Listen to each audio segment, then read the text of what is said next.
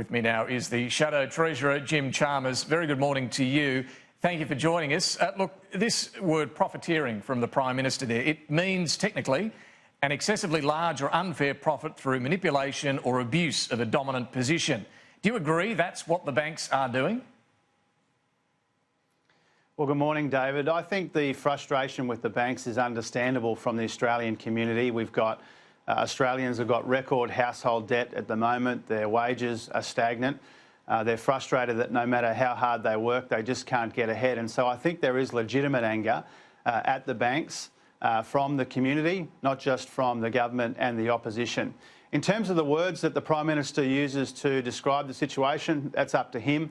I certainly think that the behaviour of the banks in this instance has been indefensible. The Reserve Bank has made it really clear that the banks are still incredibly profitable by international standards. They're still getting very good return on equity. And so I think for all of those reasons, it would have been better for the banks to pass on these interest rate cuts in full. Well, as I said, this isn't the first time that's happened. Indeed, under Labor's time in government, there were 14 interest rate cuts. Only 5 were passed on in full by the banks. What should be done about this? Well, there are a range of options, David. And before I get to those, I should also point out, you just played a clip from the Prime Minister pretending that he was being all tough on the banks. I think it's not just indefensible what the banks are doing. I think it's also hypocritical what the Prime Minister is doing and saying. The Prime Minister himself is not passing on these interest rate cuts via the deeming rate system to Australian pensioners. And he's also got a long record of running a protection racket for the banks by resisting for 2 years the Banking Royal Commission. But the bit that gets to specifically to that question that you just asked, let me just David, pick up on the deeming rate point there. The government recently did reduce the deeming rate. Are you suggesting it should be pegged to the official cash rate? I think it should be more responsive to the official cash rate. There's only been one move in deeming rates, but there's been multiple moves in the cash rate, the interest rate set by the Reserve Bank, which is all the way down to a quarter of what it was. I think the government should be looking to lower it further. It should be more responsive. I don't necessarily think that there should be some sort of automatic mechanism, but I think the government should be more responsive to the legitimate concerns raised by Australian seniors that he is not passing on the benefit of these interest rate cuts at the same time as he's getting all hairy-chested about the banks not passing it on. But the specific point that you asked, or question that you asked, that would have David, a budget impact, and I'll come back to that. But back to this point about the banks. How do you get the banks to pass on a full interest rate cut? Well, the government, it's principally an issue around competition, David. We need to make sure that people have the incentive to shop around, that it's easier for them to do so, and that our financial system is more competitive. Now, the Morrison government has had now, since June last year, so for more than a year, they've had a Productivity Commission report into competition in banking. It had 34 recommendations. Some of them went to better collection and analysis of data on mortgages. There was a recommendation in there about making the ACCC a permanent member of the Council of Financial Regulators. There were a series of recommendations in that more than a year ago. The government still hasn't responded to it. And now we learn, as on top of that, that the ACCC itself wants to have a proper look at competition in the banking system. And the Treasurer has not signed off on that, despite the ACCC seeking that approval. So I think when you put all of that together... Do you think he should? Just on that point you make there about this ACCC, it's reported, as you mentioned, by 9 newspapers this week, that the ACCC did discuss at their board level another inquiry into the banks, this one specifically on competition. Do you think they should be given the green light to do that? Yes, they should be given the green light to do all they can to improve the banking system and make it more competitive. And I think it's bizarre, but unfortunately not especially surprising from this government that Josh Frydenberg has so far refused to sign off on that, once again running a protection racket for the big 4 banks. But the fundamental point, David, beyond all of this... He's still implementing the Royal Commission recommendations. Is there a risk that another inquiry now might freeze up bank lending again? Oh, no, David. I mean, the Royal Commission, which the Liberals resisted for 2 years and voted against 26 times, did a good job of getting to the bottom of some of the rorts and rip-offs in the banking system. but it wasn't principally about competition. If the ACCC thinks that they can make some progress here, then the Treasurer should sign off on that and let them get on with the work that they are tasked to do. I don't know why he wouldn't do that. But the fundamental issue, David, with all of this when it comes to interest rate cuts, is the Reserve Bank wouldn't need to cut interest rates to 1/4 of what they were during the worst of the global recession if the Morrison government actually had a plan to turn around the economy, which is floundering on their watch. If the government had a plan, if the government was doing a good job, then the Reserve Bank wouldn't have to cut rates this low. OK, but how to get interest rates, the cut interest rates into the pockets of mortgage holders? Would you go as far as saying the government should look at again the bank levy and whether that needs to be increased if they are indeed profiteering?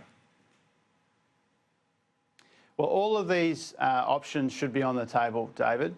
Not just the bank levy, which is a policy implemented a little while ago, but Labor took to the election a banking fairness fund, about $160 million a year levied on the biggest banks to pay for financial counselling, to get the microfinancing system right, all of these sorts of things. So all of those options should obviously be on the table. We're up for a conversation about that because we do have a problem here.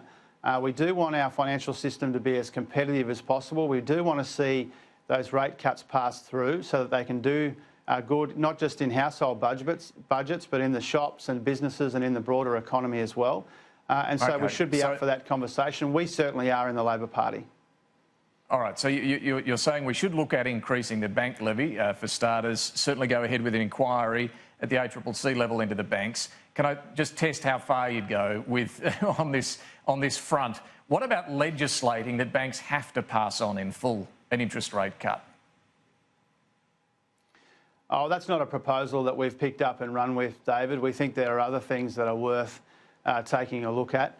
And the point I was making about the levy or other levies was really just that we need to have a broad conversation about how we make the banking system more competitive. There are other options on the table too. The Customer-Owned Banking Association have raised concerns, which I think are worth considering, about how the banks are levied when it comes to how they pay for the bank regulators. There are issues there. There are other issues raised in that Productivity Commission report, which I ran through before. The ACCC should be able to have a look. I'm not favouring one solution or another at this point, David. I just think that the Australian people are up for a conversation about a more competitive banking system. Unfortunately, the government hasn't shown a willingness to go down that path, but we are. All right, well, as you mentioned, the Reserve Bank's trying to stimulate the economy here. It is running out of runway pretty fast now that we're under 1% official cash rate. You have been calling on the government for a while now to do more itself, and you just mentioned that. Are you confident the government can afford to both stimulate and protect its promised return to surplus? Yes, I am, David. And it's not just us calling for some responsible and affordable stimulus in the system. It's the Reserve Bank, it's the mainstream view of the expert economists right around Australia. The government's out on its own here. The government thinks when we've got the slowest growth in a decade, we've got stagnant wages and record household debt, living standards and productivity going backwards, almost 2 million Australians looking for work or looking for more work.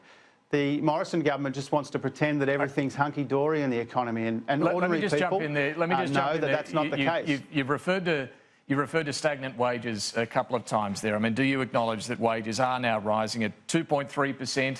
That's above the inflation rate of 1.6%. So we are seeing wage growth? Wages aren't growing sufficiently for Australians to keep up with the skyrocketing price of electricity and childcare and private health insurance and all of these sorts of things. And that's why so many people running higher than inflation, and fear that no matter the gap between wages and inflation is higher than when Labor was in office last. Wages have been growing under the life of this government. This government has the worst record on wages growth of any government. And that's a fact. OK, but right now... But David, judge them by their record on wages. Wages have been historically stagnant. You go out in the main street of any of the suburbs of Australia and tell them that wages are growing strongly enough for them to keep up. So many people feel no matter how hard they work, they just can't get ahead. But if we look at the official figures right now, wages are growing above inflation at a stronger rate than they were when you were last in office. Look, wages growing faster than inflation is not the test, David. Wages growing sufficiently for people to provide for their loved ones is the test. And I don't think there's any objective observer of what's happened under the life of this government who says that wages growth has been sufficient.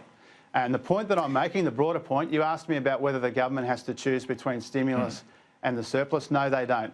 We're not at a fork in the road where it's a choice between keeping the surplus that they promised or doing something to boost the economy or having some kind of plan whatsoever to turn around this floundering economy. The government doesn't have to choose. They pretend that they do as an excuse not to have a plan for the economy, but people know that something can be done here. The tax cuts in the system have been helpful, but nowhere near helpful enough. The interest rate cuts have been helpful, but nowhere near helpful enough. More needs to be done. The government doesn't have a plan to deal with the weakness in the economy which has emerged on their watch. So how do you know they don't have to choose? How do you know they can deliver this surplus, forecasted around $7 billion, and stimulate as well? Because, well, for a couple of reasons, David. I mean, the budget is strengthening because they've got these multi-billion-dollar underspends on the NDIS, but also because they've had a spike in the iron ore price and the dollar is very low, and both of those things feed through into stronger company profits, which means more taxes. Aren't both of those things, so the budget, all that you've listed there, aren't these potentially temporary? You know, iron ore prices spiking and underspend in the NDIS, they may not happen next year or the year after. If you do increase New Start, if you do bring forward more tax cuts, the sort of things you're talking about, they're permanent spending increases. Well, the surplus for this year forecast in April was for $7 billion. We know from the year just finished that should be substantially higher. The point that we're making is that there is some room there to do some responsible and affordable stimulus. The government shouldn't be using the surplus as an excuse to do nothing or to have no plan. We've put forward constructively, really, some ideas to bring forward infrastructure spending, to look at New Start and increase it, to bring forward some of their own tax cuts, to have an incentive for business investment, to have an energy policy which has been, the absence of which has been a handbrake on growth, and to have a wages policy. Well, in some cases, when we're talking about infrastructure investment, we're talking about infrastructure and maintenance which is already on the books and which would just be brought forward. We're not calling for the government to throw the kitchen sink at this. Go ahead, David. Sorry. New Start increases, tax cuts, they are permanent impacts on the budget. Well, when it comes to the tax cuts, we're only talking about bringing forward part of the tax cuts which are already legislated for 2022. Right. So we're only talking about a couple of years of impact there. New Start would be a permanent change, but it would be a beneficial one. Infrastructure would be a temporary change. Depends how you build the incentive for business investment, remembering that business investment is at its lowest it's been since the early 90s recession. So there are levers that the government can pull. They refuse to do so. They're always looking for excuses not to have a plan for the economy. We don't think that's good enough. The mainstream view is that the government should be putting forward some affordable stimulus and that can be done without jeopardising the surplus. Let's turn to Labor's policy agenda. Bill Shorten, as I'm sure you've seen in the Herald Sun this morning, is again, he's again taken responsibility for the election defeat. But he said that he accepts Labor's, quote, tax reforms around franking credits created a sense of vulnerability and anxiety among older Australians. Is he right to single out franking credits? Well, I think there are a range of views about the tax policies we took to the election, and clearly we couldn't build enough support for them. And so we need to have a hard-headed look at them, and that's what Bill's reflecting. That can't have been an easy interview for Bill to give. I think he did it in a characteristically classy way. And in lots of ways, he set an example for the rest of us. We've all had to pick ourselves up and dust ourselves off after the election. And I think what Bill's done to be a champion for Australians with a disability and for people who are being hounded by the government's robo-debt program has been terrific. And I pay tribute to Bill for doing that. His views on the policies that we took to the election obviously carry a lot of weight.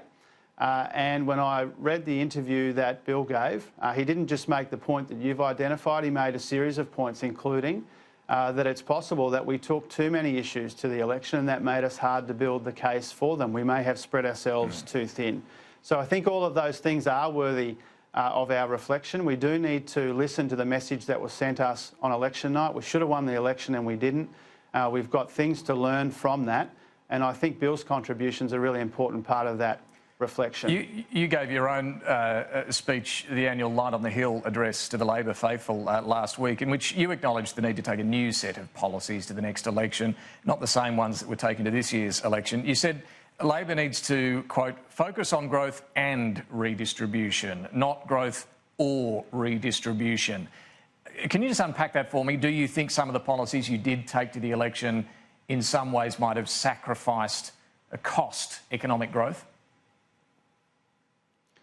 Well, the speech wasn't fundamentally a critique of the past. It was more of a call for us to look to the future.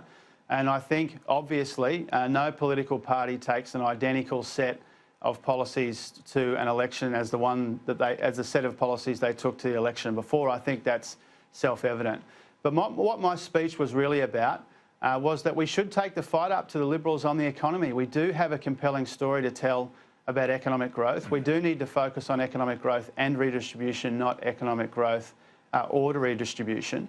And I want the Labor Party that I'm part of to be a really broad-based party which understands what life's like in the outer suburbs, which is focused on the economy and jobs and wages, and which has a better grasp on the future than our opponents. And that's what the speech was fundamentally about. But do you think some of your policies were anti-growth, is what I'm getting to? Were some of the policies you took anti-growth?